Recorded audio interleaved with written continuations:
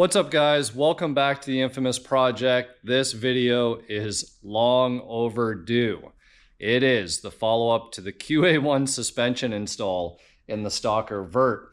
If you guys haven't seen the last video, make sure you check it out. I'll link it up there so you guys can refer to it.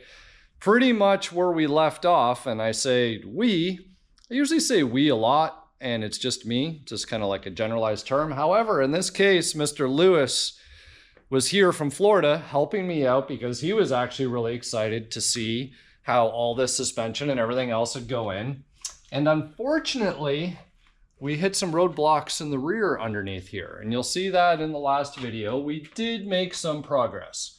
We serviced the diff. We got a diff cover on. We got the QA1 adjustable upper control arms in place. We got the boxed style lowers all bolted in, and where the roadblock was the actual coilovers themselves. Now, the problem was there was no way that they were going to go low enough for me to achieve the ride height that I was at before.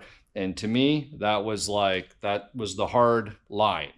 If I can't get this car to sit where I had it, and I don't want any other suspension in the car, because I, to this day, argue that this car is the lowest static drop Foxbody that's driving around on the streets. And I could be wrong. Maybe somebody else is going to dethrone me of my cut coil king status that Brent from Hicks House Videos has given me. But the reality is going to be, we're not going to be on any cut springs anymore. We're going to be on coilovers. So QA1 went back and forth with me, and we discussed what I was trying to achieve. And even they were a little hesitant on the measurement that I was trying to get in the rear. The front is honestly not a huge challenge, but getting the rear of your Fox slammed down can be challenging.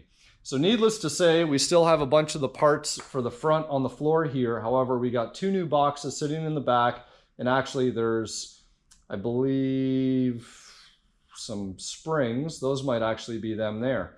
That, or maybe they're in the box. I got to open stuff up. It's been a while, but we got new stuff between the height of the overall coilover body coupled with the coil spring. We should be able to achieve what we need to do.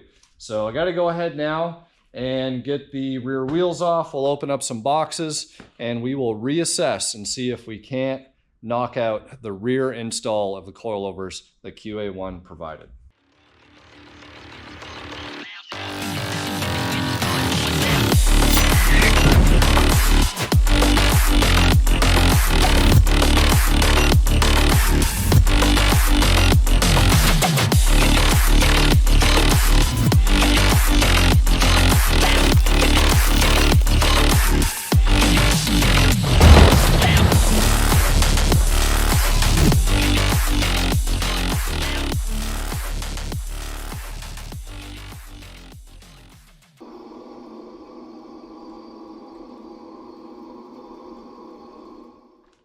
Okay, so I believe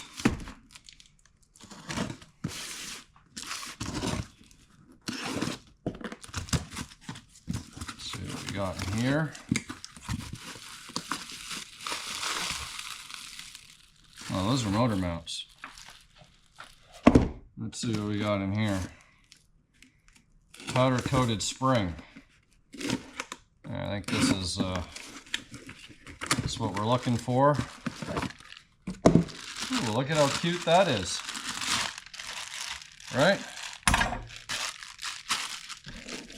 We're looking much better now with these springs. Still have the old ones kicking around, probably on the complete housing, so we'll do a little comparison here so you guys are up to speed. But yeah, I like these. Not sure what the spring rate is. They are 9HT140Bs, which I'm going to go with the fact that the overall height is 9 inches. Or they're meant to go on the 9HT coilovers. And 140B, 140 is probably the spring rate. Okay. Oh yeah. Okay, this is what I'm talking about. Let me go get the old one so we can do a proper comparison. Okay, we've got our goods here. Perfect. So here is what we had before.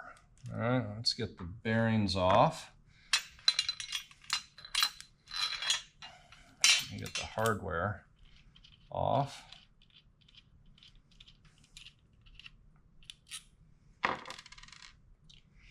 Probably just use all this old hardware. So this is a 10 HT spring, right? Versus the 9 HT. So we've made up some room there, softer spring as well. And we did have a really good conversation about what I was trying to achieve when they sent me all this stuff. So there shouldn't be any more confusion in terms of what we need to do here.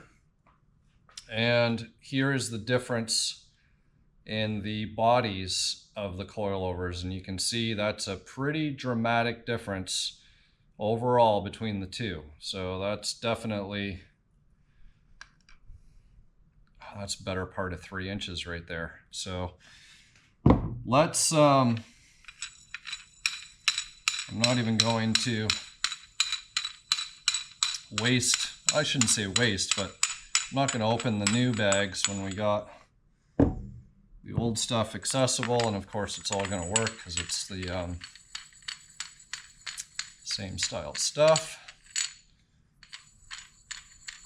Okay, so all the way down, spring. Oh yeah, I'm liking where this is going already. On the ground here so you guys can see. There we go. There. Okay. Well, that's not too bad. All right. There we go. All right. To get my jack post.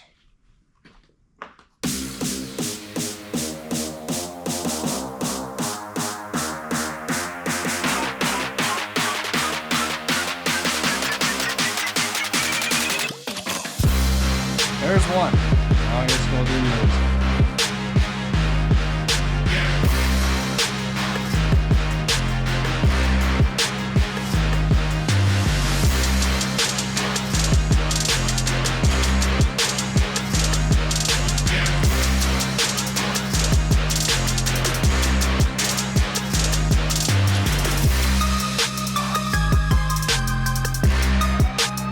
We are bolted in place. We have got further than we did on the last set, that's for sure. This is already looking better, and we're not all the way down yet, but I do have the springs set as far down as they will go. Still need to tighten up the top of the shock mount inside the car, but that's fine. We can do that after the fact when all the weight of the suspension is on. So here we go. Remember we had some possible clearance issues there? Well, everything seems to be okay. And I just want to make sure that the rotation of this guy, and it will be able to move, like once it's the weight of the car is on it, everything should be fine. But just the fact that that can rotate, I just want to make sure that the external reservoir doesn't want to hit the exhaust or, all right, hit the diff. Now, the other side is a little closer to that spring, but you can see that one little Allen screw is catching it, but maybe once the weight of the car is on, everything will be okay. Talk about tight clearances. So again, nothing is right 100% bolted down, as we wanted to make sure that all the proof of concept and everything will work. So what I'm going to do now is I'm actually going to put the wheel back on, and we are going to, we'll try putting the weight on the jack post in the rear to the point where the car is kind of lifting off the rear hoist arms, and see where the wheel's sitting, see if we're as low, or if not, maybe lower than we were before. And if we have to, we'll just put the car all the way down on the ground and see.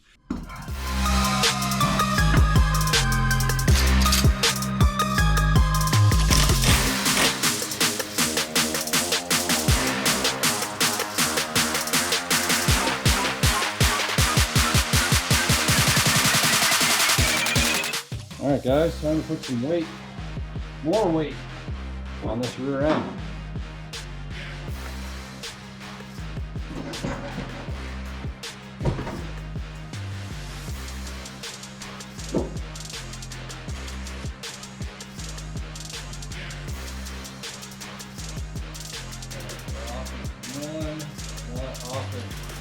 The other. Okay, so what I think I'm going to do is I'm just going to put the weight of the car down on the ground. So you see this distance right here? I'm actually happy to see this because this is the distance with no weight on the suspension.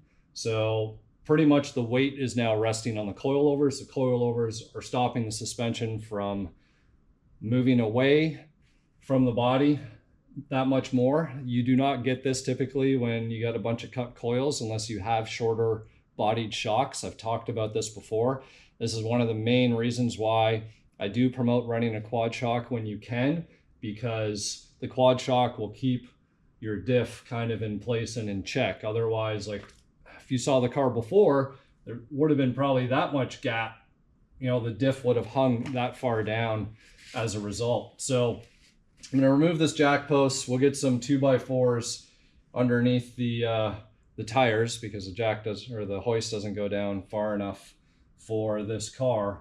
And we'll see where the ride height is sitting at its lowest, absolute lowest point.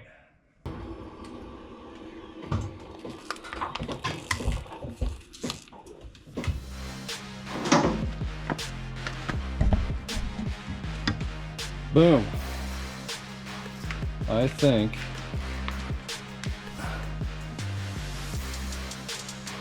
it's very close.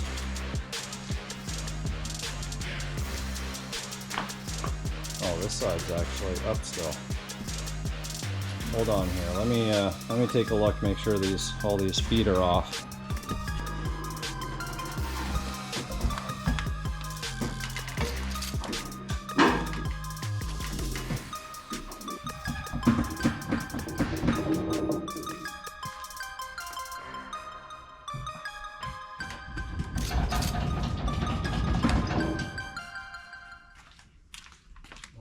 Hoist arms down. Guys, we are really close to the way that we were. I am going to do a measurement here. Moment of truth. So I'm gonna have to check the last video. I think 12 inches was the measurement on my previous setup. And we are at 11 inches and 7/8, which maybe we got that little extra bit of low out of the rear. If there was a way to go a little bit lower, I would. Like if I threw some Dutch grabbers back on in the rear and dropped that lower control arm a hair more, might be able to get away with like a little bit more low, but we're pretty much there. This was the goal. The goal was to do just as good, if not better, with this new setup. So no complaints. All right, so there we have it. I'm gonna wrap this video up here because I still need to tighten up the top of the rear shock mounts. I need to do the lower control arms, check everything over before I can tick all the final boxes that the rear is done and complete. I also noticed the damn drain plug in the new diff cover I put on. Looks like it's seeping a little bit, which pain in the ass, new stuff. That covers defense. That was a cheapy Amazon discovery. So I'm gonna see if I can fix that up, and then we will move our way to the front end. The front end's definitely gonna be a little bit more involved because not only are we doing coilovers, but we got the tubular K-member, we got the sway bar. In fact, still have the rear sway bar that I need to bolt on the rear as well. So I'm gonna get all of that stuff ticked off and out of the way. I'll be sure to show all of the, I guess, final assembly components. I'll be sure to show the final outcome of the rear and everything else in the next video. I just didn't want to leave you guys hanging that much longer since I've had these replacement parts ready and waiting, and it was a good opportunity this Sunday to knock it out real quick. Hot as hell, gonna go jump in the pool and relax a little bit, but there you have it, the new QA1 rear coilover conversion with external reservoirs. So of course, We don't know how this is gonna ride until the front's done, and then I can do some real comparison videos with you guys. So as always, thank you for your support. Thank you for tuning in. And hopefully this helped some of you guys out there that are wondering about these new mod series QA1 rear coilovers.